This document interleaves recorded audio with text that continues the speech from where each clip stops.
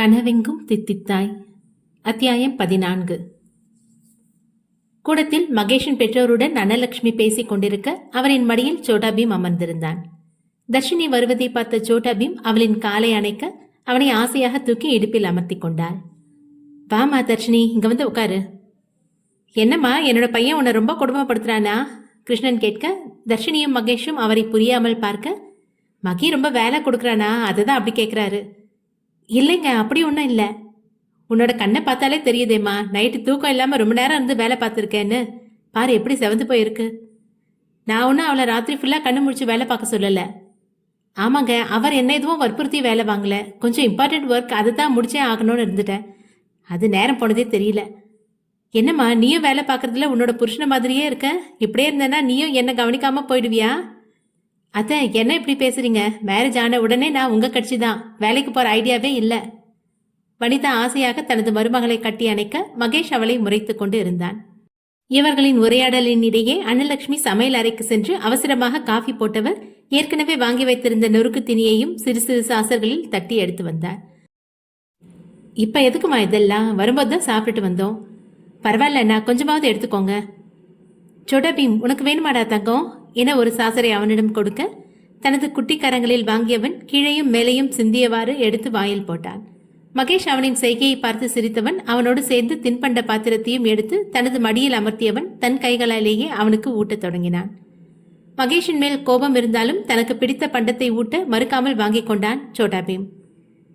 இந்தாம்மா, உனக்காக நான் வாங்கினது என தான் வாங்கி வந்த புடவையை கொடுக்க முதலில் தயங்கியவள் அன்னலட்சுமியின் கண்ணாசைவில் மறுக்காமல் வாங்கிக் கொண்டாள்.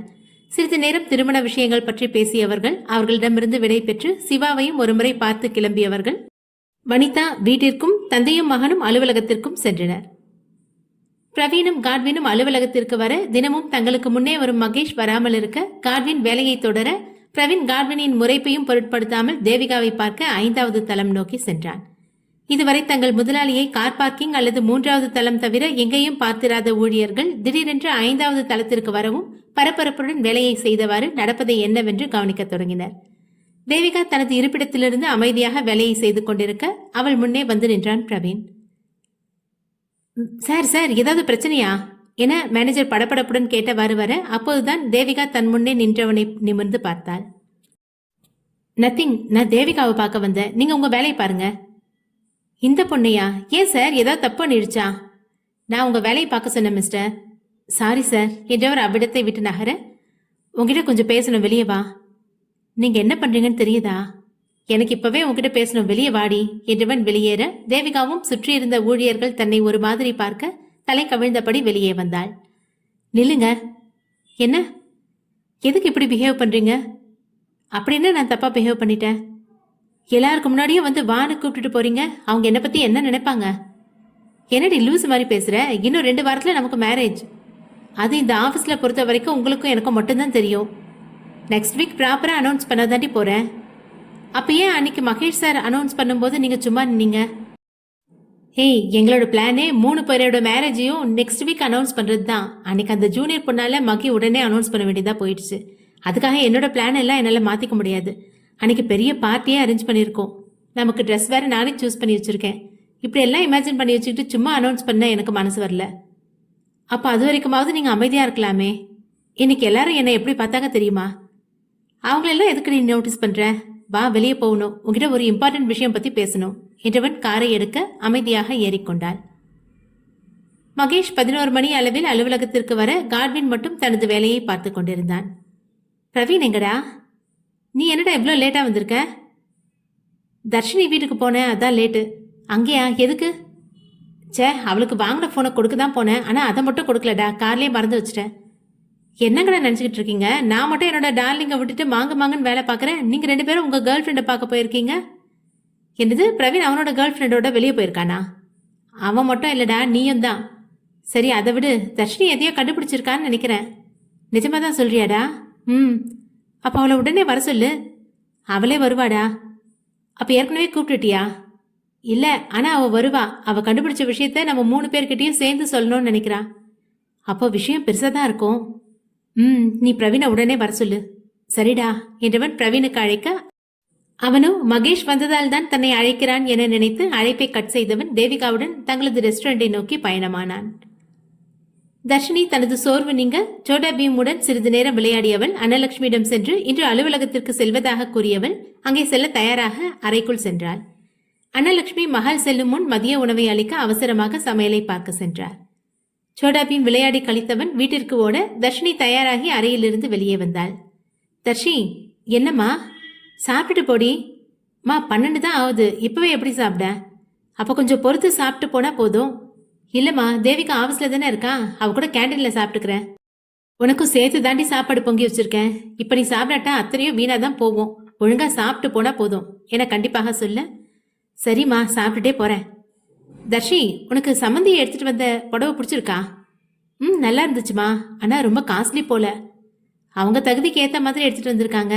நம்மளால அவங்க தகுதிக்கு ஏற்ற மாதிரி ஒவ்வொரு விஷயத்தையும் பார்த்து பார்த்து பண்ண முடியுமோ என்னவோ என பெருமூச்சு விட்டவ கண்முன்னே கல்யாண செலவு வந்து நிற்க, மா அவங்களாம் நம்மகிட்ட எதுவும் கேட்கல. உன்னால எவ்வளோ முடியுமோ அவ்வளோ மட்டும் செஞ்சா போதும். வீணா எதுவும் யோசிச்சு மனசை போட்டு குழப்பிக்காத. முக்கியமா அதையும் இதையும் பேசி அப்பாவை பயமுறுத்தாத. நீ சாப்பாடு எடுத்து வை, நான் சிவா அண்ணாவை ஒருக்கா பார்த்துட்டு வந்துடுறேன் என்றவள் சிவாவின் வீட்டை நோக்கி செல்ல, அன்னலட்சுமி சமையலுக்கு தேவைப்பட்ட பாத்திரங்களை கழுவி மகளுக்கான சாப்பாட்டை டைனிங் டேபிளில் எடுத்து வைத்தார். பிரவீன் தேவிகாவுடன் ரெஸ்டாரண்டை நோக்கி செல்ல, காட்வின் அவனை மறுபடியும் அலுவலகத்திற்கு வர சொல்ல, மகேஷின் தூண்டுதலின்படி போன் அழைக்க அதை கட் செய்தவன் சிறிது நேர பயணத்தில் தேவிகாவுடன் தனது ரெஸ்டாரண்ட்டுக்குள் நுழைந்தான். வழக்கம் போல தனது பிரைவேட் ரூமுக்குள் செல்ல, காலையில் அவன் எடுத்துக்கொள்ளும் உணவை சர்வர் அவர்களின் முன்னே வைத்து சென்றார். சாப்பிடு. இல்ல வேணாம், நீங்க சாப்பிடுங்க. நீயும் சாப்பிட்டுக்க மாட்டேன்னு தெரியும், எடுத்து சாப்பிடு. இல்ல, எனக்கு எடுத்து சாப்பிடுன்னு சொன்னேன் என காட்டமாக கூற, அவளும் அவனின் கோபத்தை மேலும் அதிகரிக்காமல் அமைதியாக உண்ண ஆரம்பித்தாள். தேவிகா சாப்பிடும் வேகத்திலேயே அவளின் பசி உணர்ந்தவன் எதுவும் பேச்சு கொடுக்காமல் அமைதியாக சாப்பிட்டு முடித்தான். சில நிமிடங்களில் இருவரும் சாப்பிட்டு முடிக்க சர்வர் வந்து அவர்களின் முன்னே இருந்த பாத்திரங்களை எடுத்து சென்றார். எதுக்கு காலையில சாப்பிடாம கிளம்பி வர? டைம் இல்ல. அவ்வளோ லேட்டாவா எந்திரிப்ப? சில சமயம் லேட் ஆயிடும். ஏன்? நைட்டு வேலை இருந்தா தூங்க லேட் ஆகும், இல்லைன்னா சீக்கிரமா தூங்கிடுவேன். நைட்டு வேலையா? டெய்லரிங் பண்ணுவேன். ஓ, என்கிட்ட என்ன பேசணும்னு அழைச்சிட்டு வந்தீங்க? உனக்கு ஏதாவது பிரச்சனை இருக்கா? எனக்கு என்ன பிரச்சனை இருக்க போகுது? அப்போ நேற்று மார்னிங் ஒரு பொம்பளை உங்கள் வீட்டு முன்னாடி இருந்து பிரச்சனை பண்ணாங்களே, அது என்ன? அது அது எந்த பிரச்சனையும் இல்லை. அவங்க வேற யாரும் இல்லை, என்னோட அத்தை தான், அப்பாவோட தங்கச்சி. ஸோ அவங்களால உனக்கு பிரச்சனை இல்லை. என் கண்ணை பார்த்து சொல்லு. தேவிகா நிமிர்ந்து அவன் கண்ணை பார்க்க அவளால் அவனின் உக்கிரமான பார்வை வீச்சை தாங்க முடியாமல் தலை கவிழ்ந்தாள். சொல்லுடி. நீங்க என்ன வேவு பாக்குறீங்களா? நான் கேட்டதுக்கு இது பதில் இல்லை. அவங்க நீலாவதி அத்தை, அவங்களுக்கு 2 பசங்க. மூத்தவங்களுக்கு கல்யாணம் ஆகி ஒரு பொண்ணு இருக்கா. 2வது பையனுக்கு தான் என்ன கல்யாணம் பண்ணி வைக்க ஆசைப்படுறாங்க. இது இப்ப எடுத்த முடிவில்லை, நாங்க சின்ன வயசா இருக்கும் போதே பேசி வச்சதுதான். ஆனா வளர வளர சின்ன மாமாவோட நடவடிக்கை சரியில்லாததுனால அப்பாவுக்கு என்ன அவங்களுக்கு கொட்டி கொடுக்க விருப்பம் இல்லை. அதான் ஒவ்வொரு காரணமா சொல்லி தட்டி கழிச்சிட்டு வந்தாங்க. ஆனா இப்ப திடீர்னு எனக்கு மேரேஜ் உறுதியானதும் வந்து பிரச்சனை பண்ணிட்டு போறாங்க. அவ்வளோதானா? என்கிட்ட ஏதாவது மறைக்கிறியா? இப்ப சொல்ல போறியா இல்லையா? நீ இப்படியே அமைதியா இரு, நான் அந்த நீலாவதியை ஒரு வழி பண்ணிட்டு வரேன் என இருக்கையிலிருந்து எழ தேவிகா அவனது கரத்தை பிடித்து தடுக்க மறுபடியும் இருக்கையில் அமர்ந்தான். ப்ளீஸ், நீங்க இதுல தலையிடாதீங்க. வாட்? நீ என்ன சொல்றேன்னு தெரியுதா? நீங்க போய் அத்தை வீட்டில் ஏதாவது பிரச்சனை பண்ணா அப்பாவால் சமாளிக்க முடியாது, புரிஞ்சுக்கோங்க. அவன் என்ன பண்றான்? யாரு? அவன் தாண்டி உன்னை கல்யாணம் பண்ணிக்க ஆசைப்படுறானே அவன். ஓ, எங்க சின்ன மாமாவை கேட்குறீங்களா? ஏன் அவனுக்கு நேம் இல்லையா? இனி அவனை சின்ன மாமா மண்ணு மாமான்னு என் முன்னாடி வச்சு சொல்லாத. சாரி, சின்ன வயசுலேயே சொல்லி பழகிட்டாதான் திடீர்னு மாற்ற முடியல. Leave it. அவனை பற்றி சொல்லு. இந்நேரம் அவனை பற்றி ஃபுல் டீட்டெயில்ஸ் கலெக்ட் பண்ணியிருப்பீங்களே. Not bad. உங்களுக்கு தெரிஞ்ச விஷயத்த மறுபடியும் நான் எதுக்கு சொல்லணும்? நான் விசாரித்த வரைக்கும் அவனோட தொழிலை தவிர மற்ற எதுவும் எனக்கு தப்பாக தெரியல. நல்லா விசாரிச்சிருக்கீங்க போல என முணுமுணுக்க. என்னடி வாய்க்குள்ள முணுமுணுக்கிற? தொழில் மட்டும்தான் தப்பா? அவனே தப்பு தான். புரியல, என்ன சொல்ல வர? அது அவன் என்கிட்ட என்ன மேலே சொல்ல முடியாமல் தயங்க. சொல்லு. உன்கிட்ட மிஸ்பிஹேவ் பண்ண ட்ரை பண்ணியிருக்கானா? 2 வாட்டி. அவன் இனி உன்னை மட்டும் இல்லை, யார்கிட்டையும் வாலாட்ட முடியாதபடி பண்ணிட்டேன். வாட்? என்ன பண்ணீங்க? ஒரே ஒரு இன்ஜெக்ஷன் அவனோட ஆன்ம குணம் மாதிரி மலட்டு தன்மையை வர வச்சிட்டேன். வாட் என அதிர்ச்சியாகி எழுந்து நிற்க, அவன் தொடர் நினைச்சது ஏன் பொண்டாட்டிய, அவனை உயிரோட விட்டதே பெரிய விஷயம். நீ எதுக்கு இந்த சின்ன விஷயத்துக்கு இப்படி ஷாக் ஆகி நிற்கிற? உட்காரு முதல்ல. என்ன காரியம் பண்ணியிருக்கீங்க? சின்ன மாமா நான் அவருக்கு தான் சொந்தங்கிற நினைப்பில் அப்படி பண்ணிட்டாரு. ஐயோ கடவுளை, இந்த விஷயம் மட்டும் வெளியே தெரிஞ்சா என்னடி ஆகும்? அவனால் என்ன பிடுங்க முடியும்? வாயை மூடுங்க. உங்களுக்கு என்னோட அத்தையை பற்றி என்ன தெரியும்? சாபம் போட்டு நம்ம வம்சமே இல்லாமல் பண்ணிடுவாங்க. ஐயோ கடவுளே, நீங்கள் செஞ்ச தப்பு நாளைக்கு நம்ம குழந்தைங்க தலையில தான் விடிய போகுது. அடியே என் செல்ல பொண்டாட்டி, நீ நம்ம குழந்தைங்க வரைக்கும் கனவு கண்டு வச்சிருக்கியா? நான் இன்னும் நம்ம ஃபர்ஸ்ட் நைட்டே தாண்டலை. உங்கள் விளையாட்டு பேச்சை கொஞ்சம் நிப்பாட்டுறீங்களா? எனக்கு தலையே வெடிச்சிடும் போல இருக்கு. ரிலாக்ஸ் டி. உன்னோட சின்ன மாமனுக்கு நான் கொடுத்த தண்டனை ரொம்ப சின்னது தான். இதுவா சின்னது? இதுக்கு நீங்கள் அவனை கொன்னே போட்டிருக்கலாம். அப்படிதான் நினச்சேன். ஆனால் அந்த பொம்பளை, அதான் உன் அத்தை, அவங்களோட வாய்க்கு தான் அவனுக்கு இந்த தண்டனையை கொடுத்தேன். இன்னும் ஒரு விஷயம் தெரியுமாடி? இதை பண்ணது நான் தானே அவனுக்கு தெரியாது. அதுவும் இல்லாமல் அவனோட நிலைமையை உணர்றதுக்கு அவனுக்கு இன்னும் 1 வாரம் எடுக்கும்.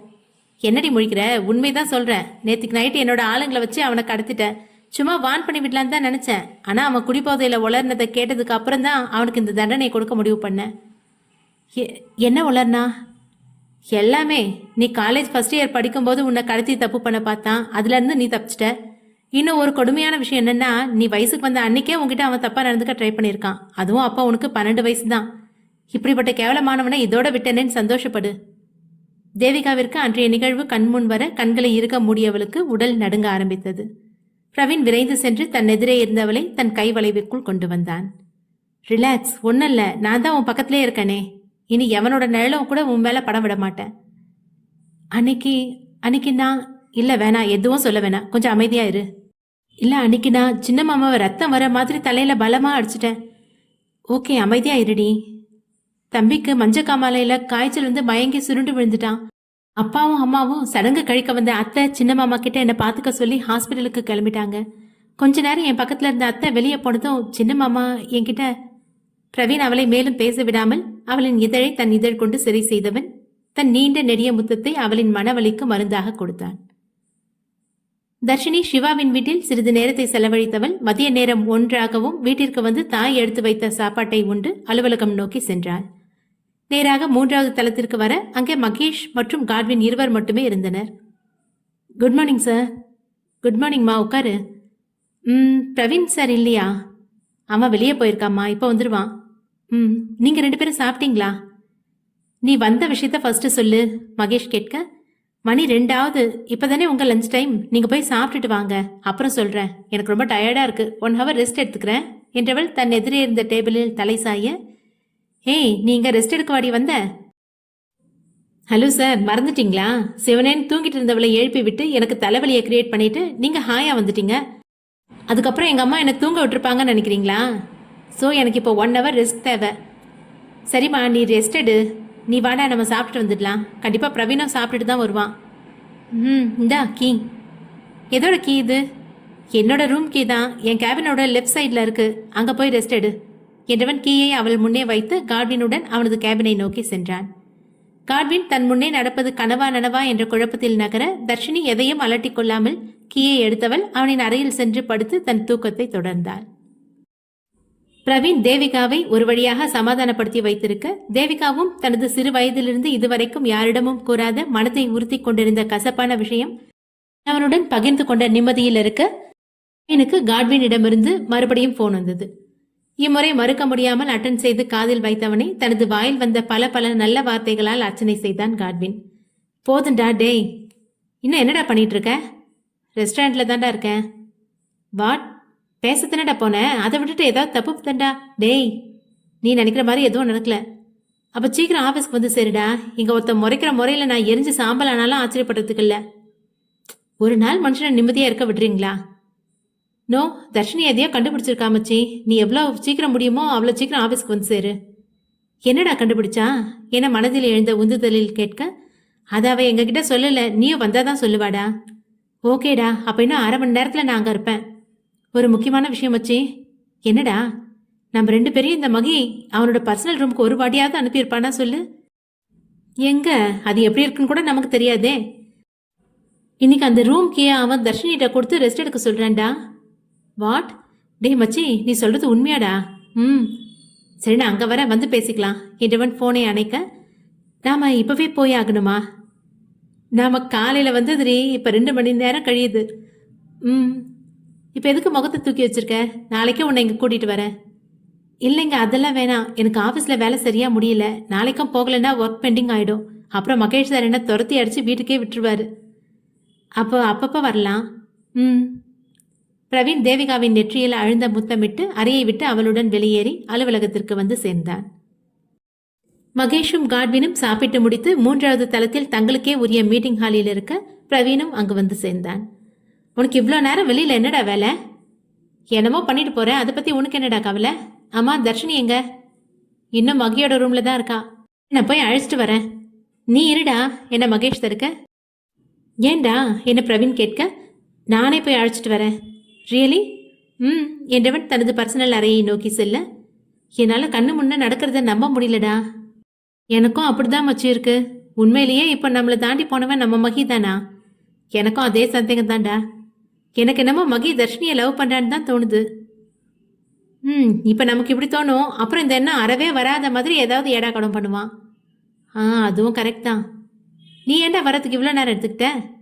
அது ஒருத்தனை டீல் பண்ண வேண்டியதாக இருந்துச்சு. அவனை பற்றி பேச ஆரம்பித்து டைம் போனதே தெரியல. நீ என்னடா மகி மாதிரி பேசுகிற? ஒரு கேடு கெட்ட நாய் தேவிகா கிட்ட தப்பாக நடக்க ட்ரை பண்ணியிருக்கான். என்னடா பண்ண அவனை? எதுவுமே செய்ய முடியாத மாதிரி பண்ணிட்டேன். அப்படின்னா புரியலடா. எதுவுமே பண்ண முடியாத மாதிரி பண்ணிட்டேன் என ஒவ்வொரு வார்த்தைக்கும் இடைவெளி விட்டு அழுத்தமாக கூற, அடப்பாவி, நான் பண்ணது தப்புன்னு சொல்ல வரியா? சேச்சா, அப்படி சொல்ல வரல. நீ இதெல்லாம் பண்ணியிருக்கேன்னு சொல்கிற பத்தியா, அதுதான் மச்சி நம்ப முடியல. என்னாலையும் தாண்டா நம்ப முடியல. ஆனால் தேவிகாவுக்கு ஒரு பிரச்சனைன்னு சொன்னால் எந்த எல்லைக்கும் நான் போவேன். அவ்வளோ லவ் பண்ணுறியாடா? எனக்கே தெரியல மச்சி. எனக்குள்ளே எப்படி அவன் இவ்வளோ தூரம் வந்தானே தெரியல. நீ இவ்வளோ மானதே ரொம்ப ஹாப்பியாக இருக்குடா. மச்சி, எனக்கு ஒரு விஷயம் உறுத்திக்கிட்டே இருக்குடா. அதை மறந்துடுறா. உன்னோட டிப்ரெஷனுக்கு தேவிகா தான் மருந்து. அந்த நேரத்தில் என்னை புரிஞ்சுப்பாளா? கண்டிப்பாக புரிஞ்சுப்பா மச்சி. என்ன இருந்தாலும் அவகிட்ட ஒரு தடவை இதை பற்றி பேசி ஆகணும். விட்டுட்டு போயிடுவான்னு பயப்படுறியாடா? இதெல்லாம் பெரிய பிரச்சனையே இல்லைடா. நீ தான் ஓவராக இமேஜினேஷன் பண்ணிகிட்டு இருக்க. லாஸ்ட் டைம் ஞாபகம் இருக்காடா? ஆமாம், ரூமை லாக் பண்ணிவிட்டு டிப்ரெஷனில் மயங்கி கிடந்தேன். நானும் மகியும் தானே ஹாஸ்பிட்டல் அட்மிட் பண்ணோம். அது நான் அன்னைக்கு. என்னடா எங்ககிட்ட இருந்து ஏதாவது மறைக்கிறியா? அன்னைக்கு மயக்கம் மட்டும் வரலடா, ஃபிட்ஸும் வந்துச்சு. வாட்?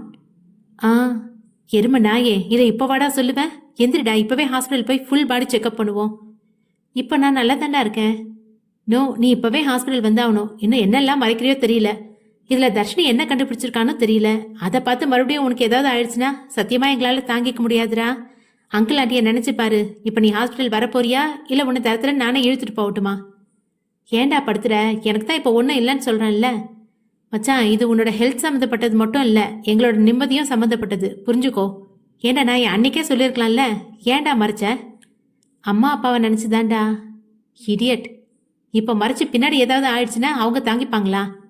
சாரி மச்சி. சரி கிளம்பு, இப்போவே ஹாஸ்பிட்டல் போய் செக் பண்ணுவோம். எதாக இருந்தாலும் ஆரம்பத்திலே பார்க்குறது ரொம்ப நல்லது என தனது இருக்கையிலிருந்து எழுந்தவன் பிரவீனை இழுக்காத குறையாக இழுத்து தனது காரில் தள்ளியவன் மருத்துவமனையை நோக்கி விரைந்தான். பிரவீன் தனது அருகே தன் நலனை எண்ணி முகத்தில் பல சிந்தனைகளை உள்ளடக்கி டென்ஷனாக வண்டி ஓட்டிக் கொண்டிருக்கும் நண்பனை பெருமிதத்துடன் பார்த்தவன் கண்கள் மூடி இருக்கையின் பின்புறம் சாய்ந்தான். மகேஷ் தனது பர்சனல் அறையை திறக்கப் போகும் நேரம் கரண் அழைக்க தனது இருக்கையில் வந்து அமர்ந்தான். Good afternoon sir. சொல்லு சார். குடோனில் அடைச்சி வச்சிருக்க பரத்வாஜ் இப்படியே இருந்தால் இன்னும் ஒரு வாரத்தில் செத்து போயிடுவார். ஏன், மெடிசன் எல்லாம் ஒழுங்காக போயிட்டு தானே இருக்கு? ஆமாம் சார், ஆனால் அவருக்கு இந்த என்விரான்மெண்ட் உடம்புக்கு ஒத்துக்கலை போல. அதனால ஹாஸ்பிட்டல் போனால் தான். நோனோ, செத்துட்டு போகட்டும். அவன் இனி அங்கேருந்து வெளியே வரவே கூடாது. Okay sir. அப்புறம் அவங்க ஒய்ஃப் கேஸ் விஷயம் என்ன? அது இன்னும் முடியலையா? எதுக்கு இவ்வளோ நாள் போட்டு இருக்கிறேன்? அந்த லேடி ரொம்ப ஸ்ட்ராங்காக இருக்காங்க சார். கேஸை யார் பார்க்குறா? நமக்கு தெரிஞ்ச இன்ஸ்பெக்டர் தான் சார். அப்போ பிரச்சனை இல்லை, அப்படியே கொஞ்ச நாள் இழுத்தடிக்க சொல்லு. Okay sir. அப்புறம் அந்த வக்கீல், இவனுங்க பண்ணுற தப்புக்கு அவனும் உடனே தானே சேர்ந்து அழிஞ்சு போகட்டும். அது சார். வாட்? அந்த வக்கீலுக்கு 2 பெண் குழந்தைங்க இருக்கு சார். அவனை மட்டும் விட்டுடலாமே. என்ன கரண், எனக்கே சஜஷன் வைக்கிற? எத்தனை பொண்ணுங்க லைஃப் வீணாக போகிறதுக்கு முக்கிய காரணமாக இருந்திருக்கான். அவனை சும்மா விட சொல்றியா? Sorry sir. உங்கள் இஷ்டப்படி என்ன வேணாலும் பண்ணுங்க. இதுதான் லாஸ்ட் வார்னிங். என்கிட்ட இந்த மாதிரி பேசுகிற வேலை வச்சுக்காத. Okay sir. சரி போ. கரண் அறையை விட்டு வெளியேற மகேஷ் தர்ஷினியை எழுப்பச் சென்றான். மகேஷ் தர்ஷினியை எழுப்ப அவனது பர்சனல் ரூமுக்கு சென்றவனின் மனதில் அன்று தர்ஷினியின் வீட்டில் அவள் அறைக்குள் உறங்கிக் கொண்டிருந்த கோலம் நினைவுக்கு வர இதழில் பூத்த சிறு புன்முறுவலுடன் அறையின் கதவை திறந்தான். அவன் எதிர்பார்த்தது போலவே உறங்கிக் கொண்டிருந்தாள். இந்த காரணத்திற்காக தான் பிரவீனை அவ்வறைக்கு வரவிடாமல் தடுத்தான் மகேஷ். தர்ஷினி, எந்திரி ப்ளீஸ், இன்னும் ஒரு 5 minutes. நோ, எந்திரி, டைம் இல்லை. உங்ககிட்ட தான் சொல்லிட்டு இருக்கேன், எந்திரிடி. மகேஷ் அவள் எழாமல் இருப்பதை பார்த்து கோபமுற்றவன் மேஜையின் மேல் இருந்த ஜக்கில் இருந்த தண்ணீர் மொத்தத்தையும் அவளின் முகத்தில் ஊற்ற அடித்து பிடித்து எழுந்து அமர்ந்தாள். ஏன்டா இப்படி பண்ண? எழுப்புனா எழும்பணும், எந்திரிக்காம இருந்தா வேற என்ன பண்ணுவாங்க?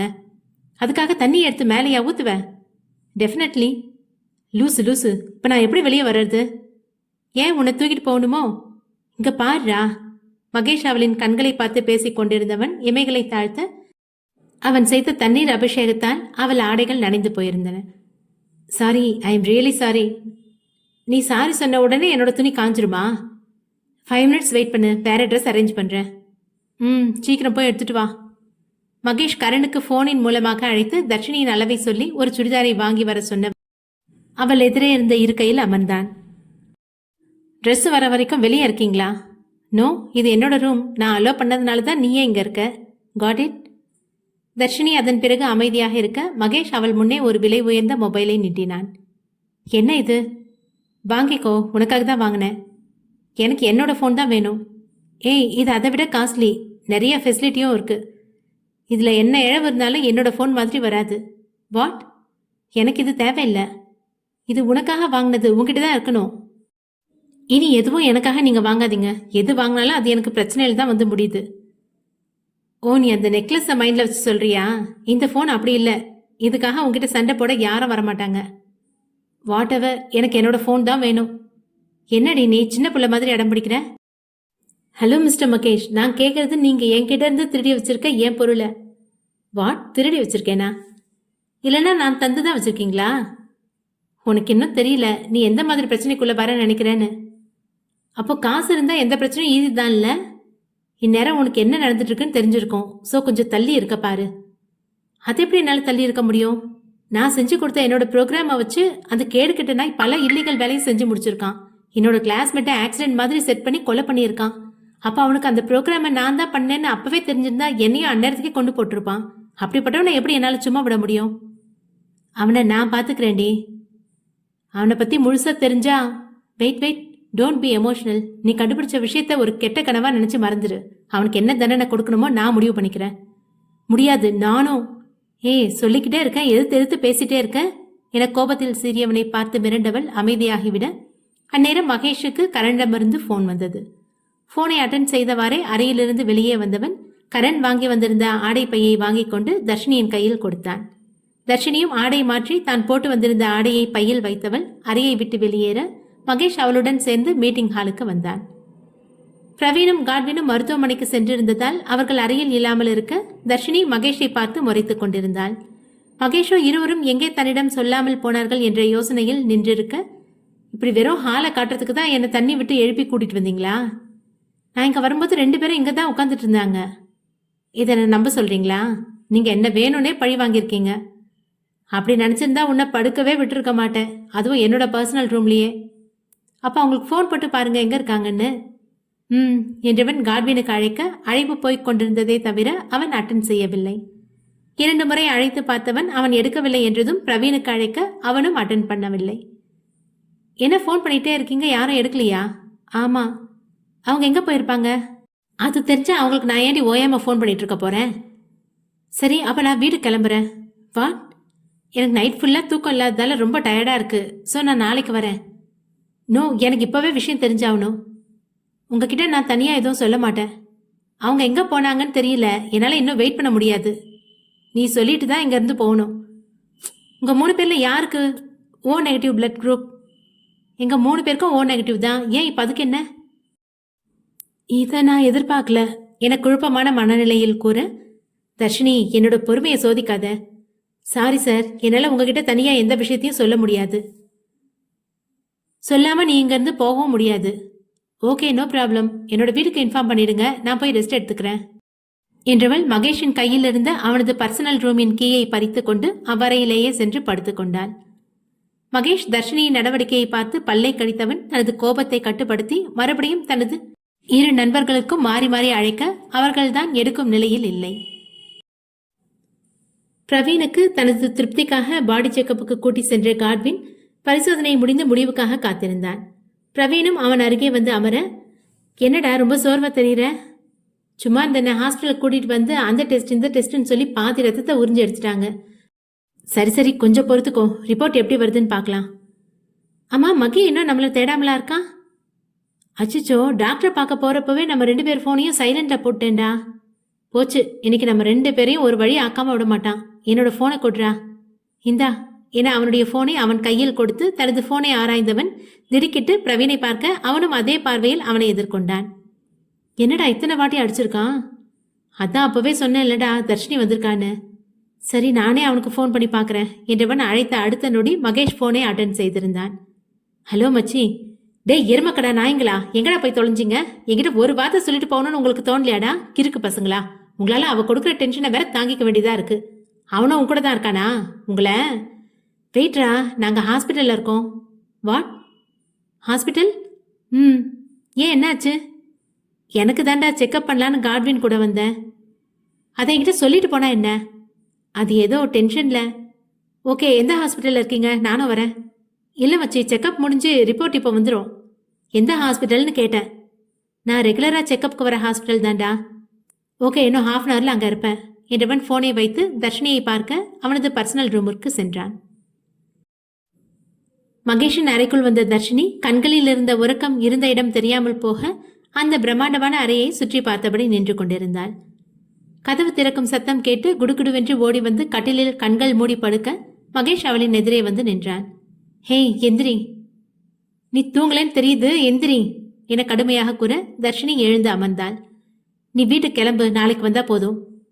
என்ன திடீர்னு இந்த ஞானோதயம்? பிரவீன் ஹாஸ்பிட்டலுக்கு போயிருக்கான், நான் இப்போ அவன் கூட இருந்து ஆகணும். பிரவீன் சாருக்கு என்னாச்சு? அது உனக்கு தேவையில்லாத விஷயம், நீ கிளம்பு. பிரவீன் சாருக்கு யாரு ட்ரீட்மெண்ட் பண்றா? உங்ககிட்ட ஒரு வாட்டி சொன்னா புரியாது, நீ வீட்டுக்கு கிளம்பு. ஆமா, ரூமோட கீ எங்க வச்ச? பிரவீன் சாரோட உயிருக்கு ஆபத்து. வாட்? எஸ், அவரை உடனே இங்க வர சொல்லுங்க. என்னடி உளர்ற?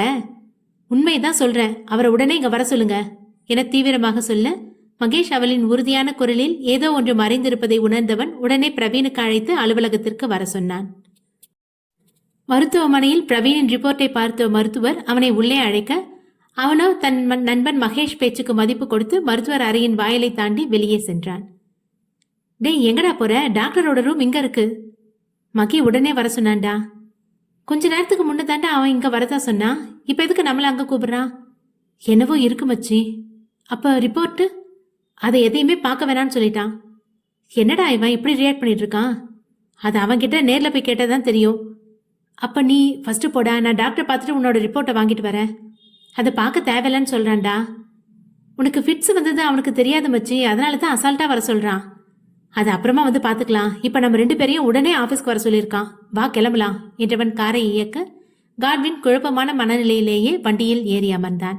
அரை மணி நேர பயணத்தில் இருவரும் அலுவலகத்தை வந்து அடைய தர்ஷினியும் மகேஷும் அவர்களுக்காகவே காத்திருந்தனர்.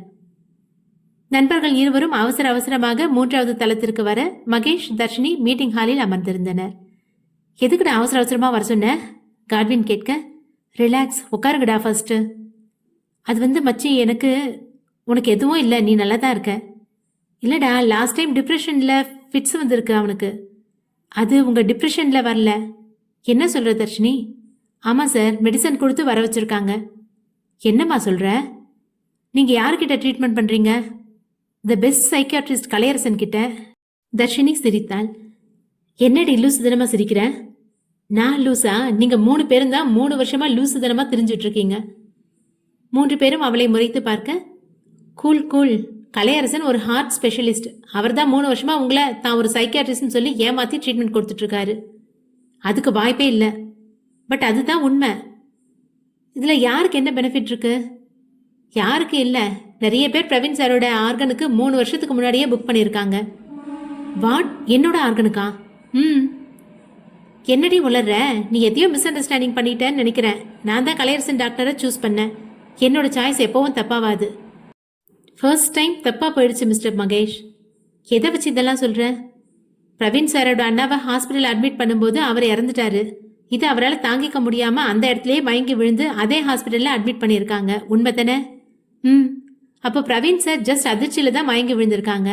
நீங்க சூஸ் பண்ணீங்களே பெஸ்ட் டாக்டர் கலையரசன், அவர் தான் பிரவீன் சாருக்கு டிப்ரெஷன் வர்ற அளவுக்கு ட்ரக்ஸ் இன்ஜெக்ட் பண்ணியிருக்காரு. தர்ஷினி, நீ சொல்றதெல்லாம் உண்மையா? அப்போ எனக்கு எந்த பிரச்சனையும் இல்லையா? நோ சார், உங்களுக்கு எந்த பிரச்சனையும் இல்லை, நீங்க நல்லா தான் இருக்கீங்க. ஆனா எனக்கு அன்னைக்கு ஃபிட்ஸ் வந்திருக்கும், அப்படித்தானே? நீங்க இப்ப சாப்பிட்ற டேப்லெட்டை உடனே நிப்பாட்டிட்டு ப்ராப்பரான மெடிசன் எடுத்தா அந்த ட்ரக்ஸோட வீரியம் உங்க உடம்புல இருந்து முழுசா போயிடும். எப்படி கண்டுபிடிச்சது தர்ஷினி? இன்னும் நிறைய கண்டுபிடிச்சிருக்கேன். அதெல்லாம் கேட்டா நீங்க ஷாக் ஆயிடுவீங்க. மிச்சத்தை அப்புறம் சொல்லுமா, இப்ப பிரவீனோட ஹெல்த் ரொம்ப முக்கியம். வாடா வேற ஹாஸ்பிட்டல் போகலாம். வெயிட் சார், நிறைய பேர் பிரவீன் சாரை கண்காணிச்சுட்டே இருக்காங்க. இப்ப திடீர்னு வேற ஹாஸ்பிட்டலுக்கு போனா விஷயம் வேற மாதிரி போயிடும். அவனை யாரு கண்காணிக்கிறா? ஜெகன் தான் என்னோட கட்டுப்பாட்டுல இருக்கானே.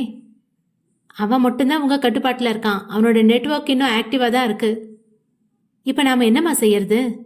ஆன்லைன்ல நல்ல டாக்டரா பார்த்து சூஸ் பண்ணி ஐடியா கேட்டு அதுபடி பண்ணா போதும். யாரையும் நேர்ல போய் பார்க்கறது மாதிரி இருக்கக்கூடாது.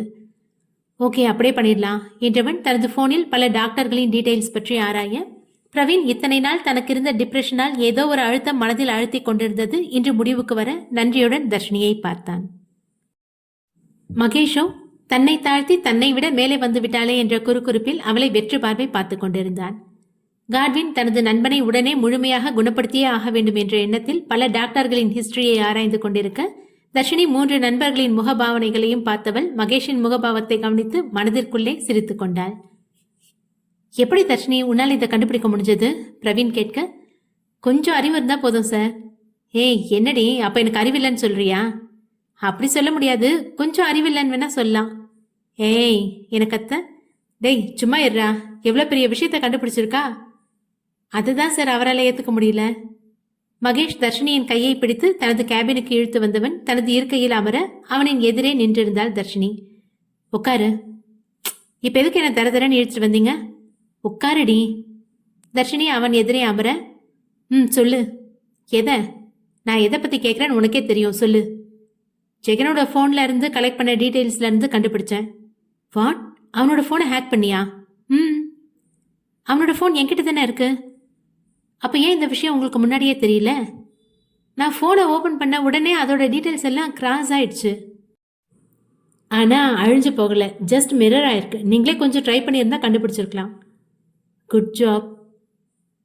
Not bad. நீங்களே என்ன வாழ்த்துறீங்க. வேற என்னெல்லாம் கண்டுபிடிச்ச? பிரவீன் சாருக்கு நீங்க நினைக்கிற மாதிரி சின்ன ஆபத்து கிடையாது. அவரை காப்பாத்துறது ரொம்ப கஷ்டம். அதை நான் பாத்துக்கிறேன். இல்ல உங்களால முடியாது. இஸ் இட் என நக்கலாக கேட்க, டெஃபினெட்லி உங்களால கண்டிப்பா முடியாது. அதுவும் உங்க கீழே இருக்கிற 50 ரவுடிகளை வச்சியும் உங்களால காரியத்தை சாதிக்க முடியாது. 3 வருஷமா பிரவீன் சாரை வாட்ச் பண்றவங்க யாருன்னு தெரியுமா? ஹூ? ஹாங்காங்ல பெரிய டான் விங்சி. கேள்விப்பட்டிருக்கீங்களா? நோ. அவன் கூட எப்படி ஜெகனுக்கு லிங்க்? ஏஜென்ட் மூலமா இருக்கலாம். பிரவீன் சாரோட நல்ல காலத்துக்கு அந்த தடியனுக்கு சுகர் இருக்கு போல. இந்த ஒரே காரணத்துக்காக தான் பிரவீன் சார் இன்னும் உயிரோட இருக்காரு. எப்போ அவனுக்கு பாடி கண்டிஷன் ஆப்ரேஷன் ரெடி ஆகுதோ அடுத்த second Praveen sir. No sorry sir, but அதுதான் உண்மை. ஃபர்ஸ்ட் எனக்கே குழப்பமா தான் இருந்துச்சு. உங்க 3 பேருக்கும் ஒரே பிளட் குரூப், ஆனா யாரை சூஸ் பண்ணியிருப்பாங்கன்னு. பிரவீன் சார் ஹாஸ்பிட்டல்ல ட்ரீட்மெண்ட் எடுத்துட்டு இருக்காருன்னு கெஸ் பண்ண உடனேயே அவர் தான் சூஸ் பண்ணியிருக்காங்கன்னு தெரிஞ்சுக்கிட்டேன். டெக்னிக்கலா அவனை அழிக்க முடியுமா? அப்ப என்ன பண்ணலாம்? நீ ஏதாவது ஐடியா வச்சிருக்கியா? The great world number 1 hacker mister Mahesh என்கிட்ட ஐடியா கேட்குறாரு. உன்னோட நக்கலை விட்டுட்டு கொஞ்சம் ஐடியாவை சொல்றியா? ஒரு ஐடியா இருக்கு, பட் அது ரொம்ப ரிஸ்க். ஐடியாவை சொல்லு, ஒத்து வருதா இல்லையான்னு நான் முடிவு பண்றேன். ஏன் இவ்வளோ பேசுறீங்கல்ல, நீங்களே யோசிச்சுக்க வேண்டியது தானே. உனக்கே தெரியும் நான் இப்போ எவ்வளோ டென்ஷன்ல இருக்கேன்னு. தெரிஞ்சும் உனக்கு இந்த நக்கல் தேவையாடி? Okay cool cool.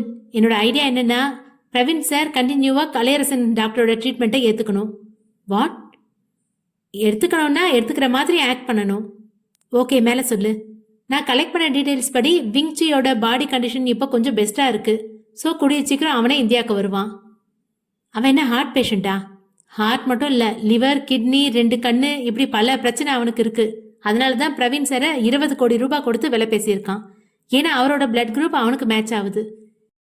இது வரைக்கும் பிரவீன் சாரோட பிளட்டை கூட அவருக்கே தெரியாம அளவுக்கு மீறி எடுத்திருக்காங்க. அதுவும் அவரோட உயிருக்கு பாதிப்பு வராத மாதிரி. புல்ஷிட், இவ்வளவு நடந்திருக்கு, எதுவும் தெரியாம இருந்திருக்கேனேச்சே.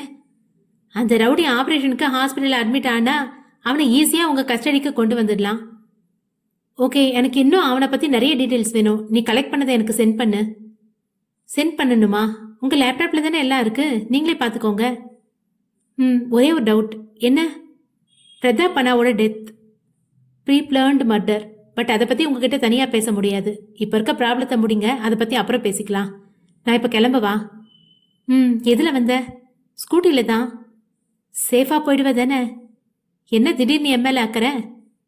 எங்கள் கூட இருக்கிறதுனால உனக்கும் ஏதாவது ஆபத்து வந்துடக்கூடாதுல்ல. அம்மா, ஃபோன் எடுத்துக்கிட்டியா?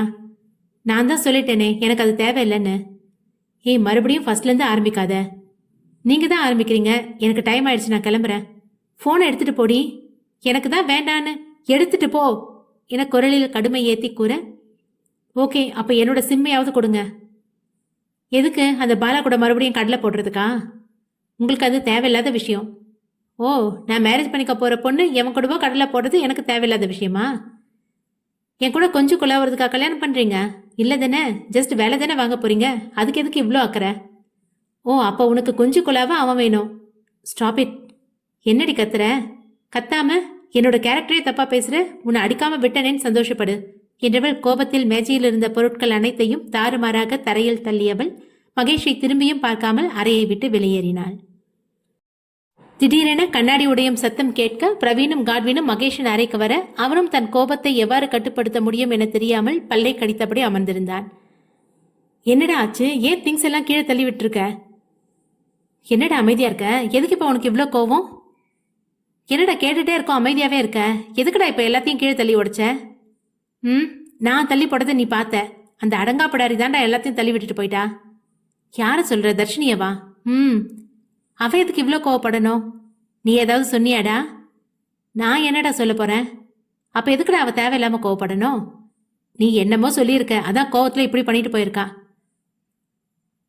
சொன்னேன்தான், ஆனா எதுவும் தப்பா சொல்லல. என் மனசுல பட்டதை சொன்னேன்.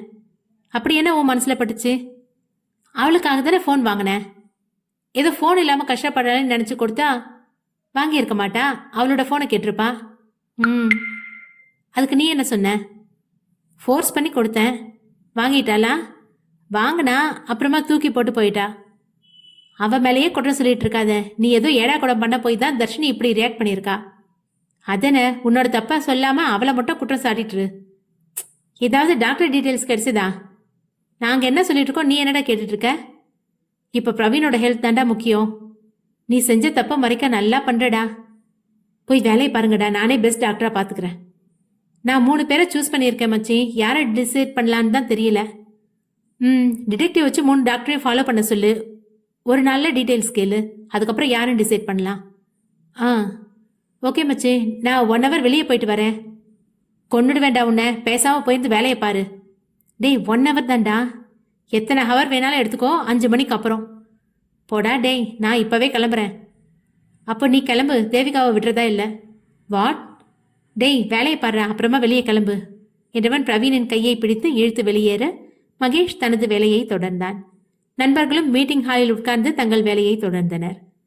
பிரவீனுக்கு தன்னவளின் எண்ணமாகவே இருக்க தேவிகாவிற்கு ஈவினிங் வெளியே செல்ல வேண்டும் என ஒரு மெசேஜை தட்டியவன் அதன் பின்தான் மனம் அடங்கி வேலையில் ஐக்கியமானான்.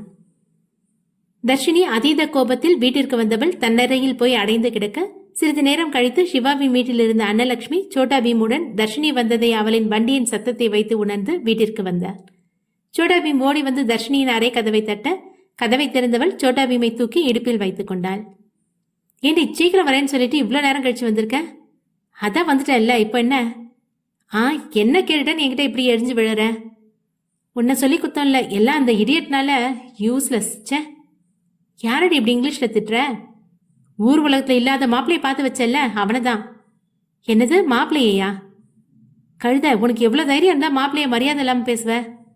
நீ வேற கொஞ்ச நேரம் சும்மா இருமா, நானே கடுப்பில் வந்திருக்கேன். என்னை இன்னும் பேசி பேசி கடுப்பேத்தாத. எவ்வளோ கோவம் இருந்தாலும் மாப்பிள்ளைய மட்டும் மரியாதை குறைவாக பேசாத. சரி சரி என்றவள் சோட்டா பீமுடன் நடுக்கூடத்தில் அமர தர்ஷினி, நாம வெளியே போலாமா? எங்கடா? ஐஸ்கிரீம் குடிக்க அன்னைக்கு வாங்கி தந்தல்ல, அந்த கடைக்கு. சாரிடா செல்லம், நாளைக்கு போலாமா? இன்னைக்கு எனக்கு ரொம்ப தலைவலியா இருக்கு. இல்ல, எனக்கு இன்னைக்கே வேணும். ஏண்டா நேரங்காலம் புரியாம அடம் பிடிக்கிற? வாங்கித்தான் என அவளின் மடியில் ஏறி குதிக்க, போயிட்டு வாடி, புள்ளதான் இவ்வளோ கேட்குறான்ல. மணி 4 தானே ஆச்சு, சீக்கிரம் போயிட்டு வீடு வந்து சேரு. சரிடா, வா கிளம்பலாம். மா, சிவா அண்ணா வீட்டில் சொல்லிடுங்க. நீ பார்த்து போயிட்டு வா. சரி என்றவள் சோட்டா பீமுடன் கடை தெருவை நோக்கி சென்றாள்.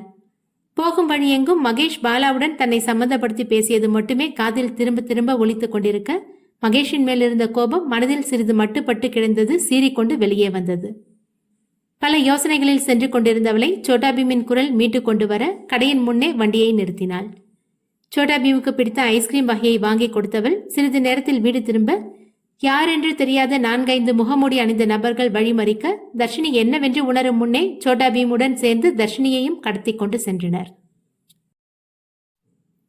அடுத்த எபிசோட் நாளை தொடரும். நன்றி.